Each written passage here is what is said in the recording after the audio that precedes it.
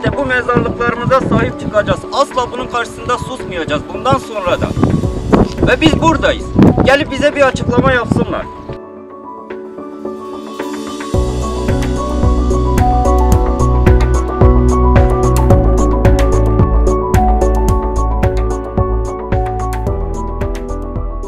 Asla geri adım atmayacağız.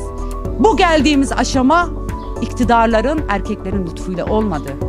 Büyük emekler, büyük bedellerle elde ettiğimiz kazanımlardan geri adım atmayacağız. Elde ettiğimiz kazanımların gasp edilmesine izin vermeyeceğiz.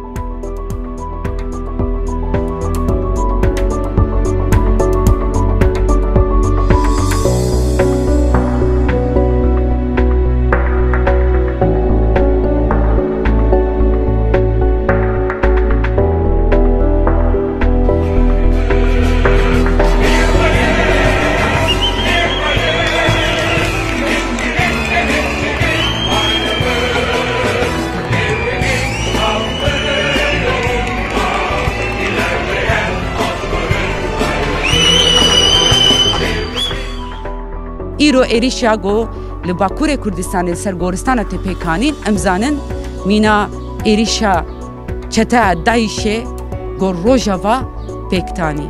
Alamayacaksınız.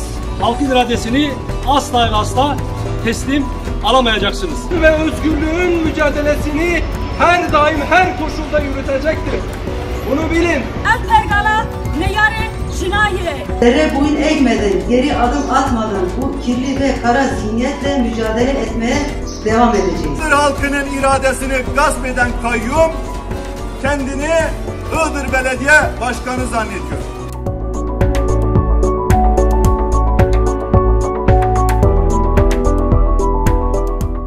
Kadın gücünü, halkın gücünü sizin ne bu etrafımızda ördüğünüz etten duvarlar ne etrafımızı saran AKP'nin polisleri engelleyemeyecek. İnsanlıktan çıkan bu AKP rejimi mücadelemiz karşısında, kadınların mücadelesi karşısında kaybetmek.